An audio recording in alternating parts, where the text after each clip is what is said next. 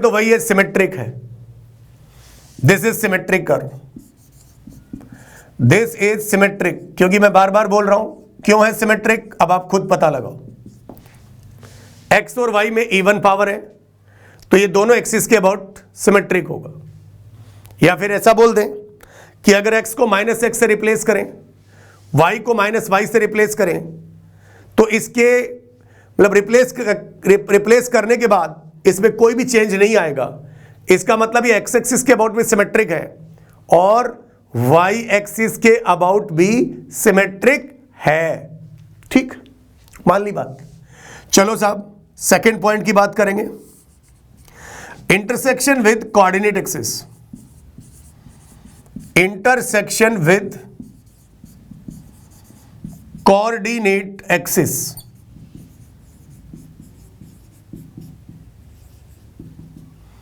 Intersection with coordinate axis. चलो भाई, दो कोऑर्डिनेट एक्सिस है, एक एक्स एक्सिस है और दूसरा हमारे पास बच्चा क्या है, वाई एक्सिस है। इंटरेस्टिंग। पहले मैंने लिखा at Y axis. Y axis, Y axis पे कौन जीरो, एक्स बराबर जीरो। एक्स बराबर जीरो, माइनस माइनस खत्म, तो वाई स्क्वायर बराबर बी स्क्वायर, तो वाई बराबर प्लस माइनस बी। तो दो पॉइंट आ गए, 0 कॉमा बी और बी डैश आ गया 0 कॉमा माइनस बी। अब मैं बात करूंगा किसके साथ, एक्स एक्सिस के साथ। अब मैं बात करूंगा किसके साथ, at X axis. Student, X axis पे कौन जीरो होता है, वाई जीरो होता है। एक्स एक्सिस पे कौन जीरो होता है बच्चा लोग, तो वाई जीरो होता है। जो ही हम लोग वाई को जीरो करेंगे और यहां पर एक तूफान आएगा, X square by A square, Y को मारा जीरो, अरे बाबा ए क्या हो गया, -1। अरे सर, ये तो वही कहानी बन गई जो थोड़ी देर पहले बनी थी। X square plus A square बराबर 0। दो पॉजिटिव नंबर का सम अगर 0 है तो 0 तभी हो सकता है जब दोनों नंबर एक साथ 0 हो जाएं। क्या बात कर रहे हैं सर, ए अगर एक साथ 0 हो गया तो हाइपरबोला, कॉन्जुगेट हाइपरबोला, प्रजाति नष्ट हो जाएगी। तो साहब, this is not possible, this is not possible, ऐसा नहीं हो सकता। ओके, अगर ऐसा नहीं हो सकता तो कॉन्जुगेट हाइपरबोला एक्स एक्सिस को भी कट नहीं करेगा। So hence conjugate hyperbola, CH मतलब conjugate hyperbola, hence CH never cut या टच, नेवर कट और टचेस एक्स एक्सिस। मतलब इसको जो लगाव रहेगा वो only and only Y axis के साथ ही होगा। अच्छा, अब कुछ सर समझ में आ रहा है। हाइपरबोला का लगाव ओनली एक्स एक्सिस के साथ था और कॉन्जुगेट हाइपरबोला का लगाव किसके साथ है बच्चा, कॉन्जुगेट हाइपरबोला का लगाव ओनली वाई एक्सिस के साथ है। ठीक है, बट गए, दोनों के इलाके बट गए। जैसे इलिप्स के बटे थे, इलिप्स के अंदर हम लोग ए और बी के हिसाब से डिसाइड करते थे और यहां पर हम लोग हाइपरबोला जो है वो तो राज करेगा एक्स एक्सिस के अलोंग, और कॉन्जुगेट हाइपरबोला जो राज करेगा वो वाई एक्सिस के अलोंग करेगा। I think student this is clear. तो नाउ अब एक काम करते हैं, अब वाई का भी रेंज वही आएगा। अब मैं डायरेक्ट ट्रेस कर देता हूं, अब मैं क्या कर देता हूं, डायरेक्ट ट्रेस कर देता हूं, क्योंकि एक्स एक्सिस के साथ तो इसे कोई लेना देना है नहीं। तो y का जो रेंज निकल के आएगा,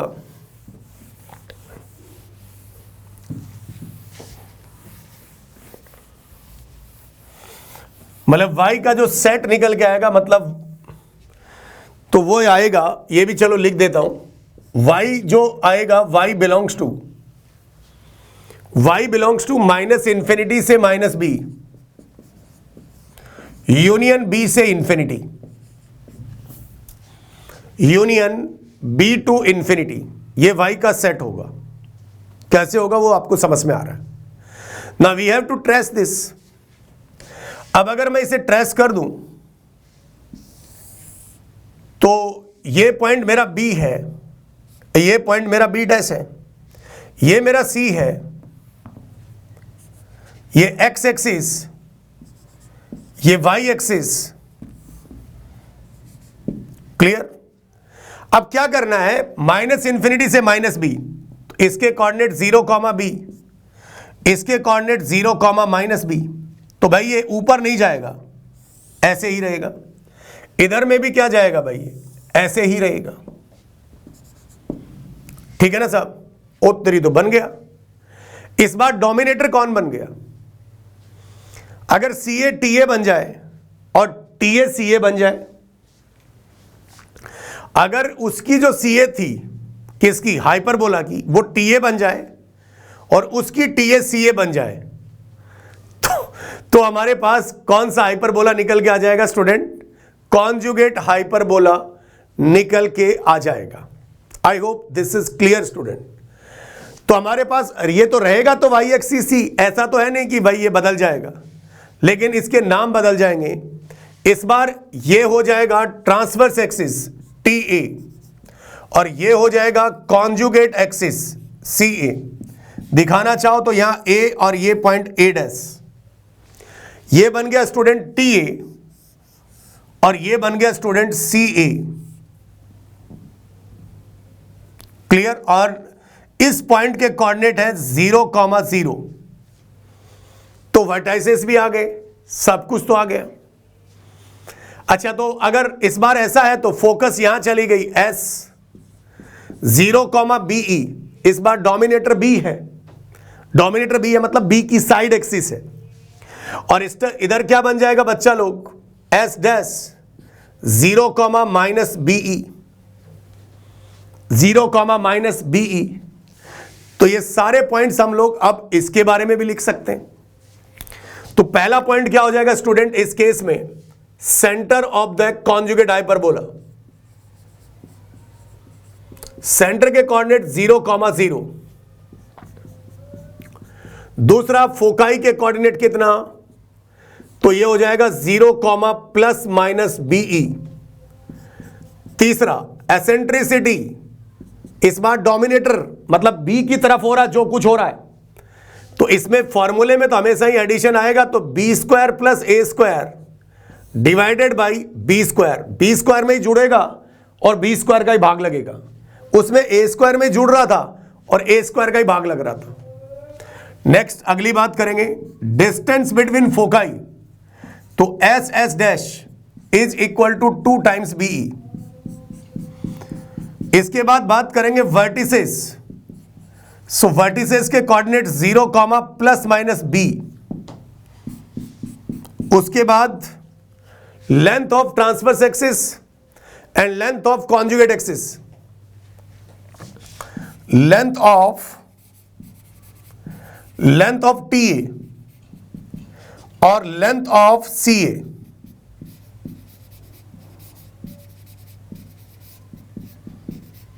length of T A and length of क्या student, C A. C A और टी ए का क्या निकालेंगे हम लोग, लेंथ निकालेंगे। तो टी ए का लेंथ क्या आएगा, ये टी ए हो गया, और टी ए का लेंथ कितना आ रहा है, 2b आ रहा है, 2b आ रहा है, और ये कितना हो जाएगा 2a। इसी प्रकार से इक्वेशन ऑफ टी ए, तो टी ए कौन है इस बार, वाई एक्सिस, वाई एक्सिस का इक्वेशन x बराबर 0, और equation of C A this is y बराबर 0। इन द सिमिलर फैशन उसमें लेटस रेक्टम आता था 2b स्क्वायर बाई ए, तो इसमें लेटस रेक्टम क्या आएगा, length of latus rectum LR, ये आएगा 2a स्क्वायर बाई बी, ये आएगा 2a स्क्वायर बाई बी।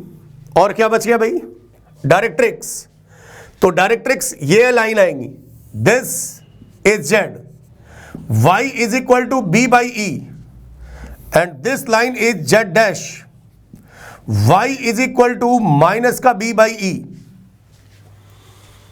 तो यहां पे equation of directrices y is equal to plus minus b by E,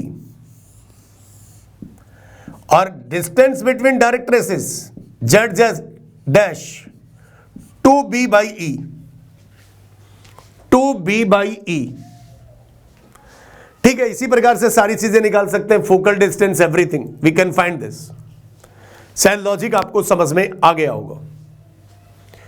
right student, equation of directrix आ गया, लेंथ आ गई, एसेंट्रिसिटी हमने लिख लिया। ठीक है, यहां तक की बात शायद आपको क्लियर है। So these are the all points of conjugate hyperbola. एक हाइपरबोला में जब ट्रांसवर्स एक्सिस कॉन्जुगेट एक्सिस के अलोंग चली जाए, कॉन्जुगेट एक्सिस ट्रांसवर्स एक्सिस के अलोंग आ जाए, मतलब आप ऐसे समझिए कि इस केस के अंदर ऐसा हाइपर पैराबोला बन रहा है और एक नीचे वाला बन रहा है, मतलब ये वाला कवर कर रहा है। Clear? These are the branches of the hyperbola. ये हाइपरबोला की ब्रांच है। ठीक है, ऐसा नहीं बोलेंगे दो पैराबोला है, हाइपरबोला की ब्रांचेज है, शाखाएं हैं। ये हाइपरबोला पूरा एक पेड़ है, इस पेड़ की ये ब्रांच है, इन्हें कहा जाता है branches of the conjugate hyperbola और हाइपरबोला। तो I think student this is clear, और यहां तक की बात शायद आपको समझ में आ गई होगी। नाउ वी टेक एक वन क्वेश्चंस बेस्ड ऑन जो इतनी इंफॉर्मेशन है, इसके आधार पे एक क्वेश्चन हम लोग करते हैं। अब एसेंट्रिसिटी, रिलेशन बिटवीन हाइपरबोला की एसेंट्रिसिटी एंड कॉन्जुगेट हाइपरबोला की eccentricity.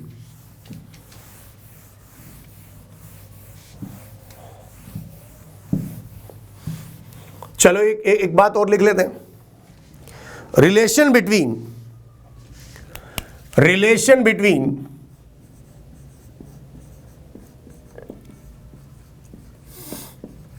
Eccentricity of the hyperbola,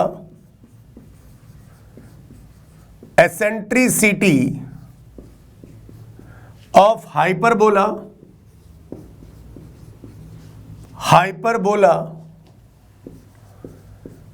and conjugate hyperbola, CH लिख देते हैं। हाइपरबोला की एसेंट्रिसिटी और कॉन्जुगेट हाइपरबोला की एसेंट्रिसिटी सिंपल है। मान लेते हैं let E1 is the hyperbola, eccentricity of hyperbola,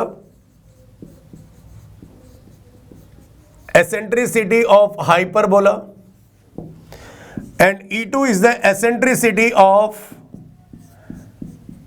conjugate hyperbola। ये हमारे पास दोनों की एसेंट्रिसिटी है। अब लिखते हैं हम लोग एसेंट्रिसिटी क्या होती है हाइपरबोला की। E1, एक काम करते हैं, चलो E1 ही लिखते हैं, चलो E1 स्क्वायर लिख देते हैं। A square plus B square, plus आता है दोनों में, बाई A स्क्वायर, पलट देते हैं तो ये हो जाएगा 1/E1 square is equal to A square upon A square plus B square, पहला इक्वेशन।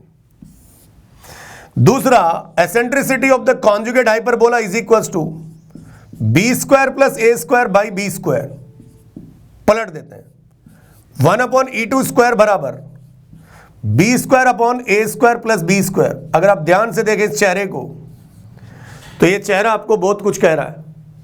क्या कह रहा है बताओ? दोनों इक्वेशन को आप जोड़ दो, ये ऐसे कह रहा है, adding 1 and 2, adding 1 and 2 we get, so this is 1/E1 square plus 1/E2 square, दोनों का डिनोमिनेटर सेम, तो हमारे पास क्या मिलेगा भाई? 1/E1 square plus 1/E2 square की वैल्यू क्या मिलने वाली है? तो सब कट पिट गया, 1 आ गया।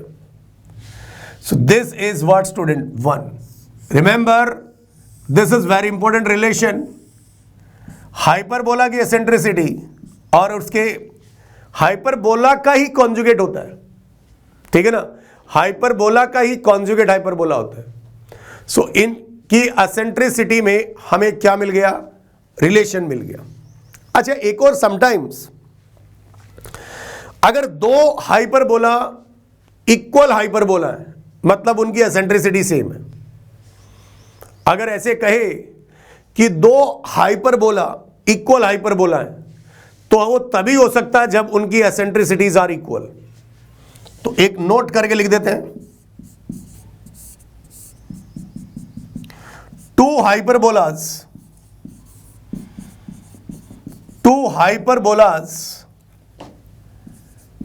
are said to be equal hyperbola.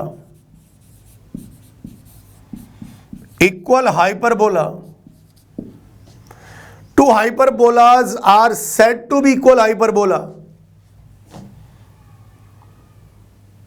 It means they have same eccentricities.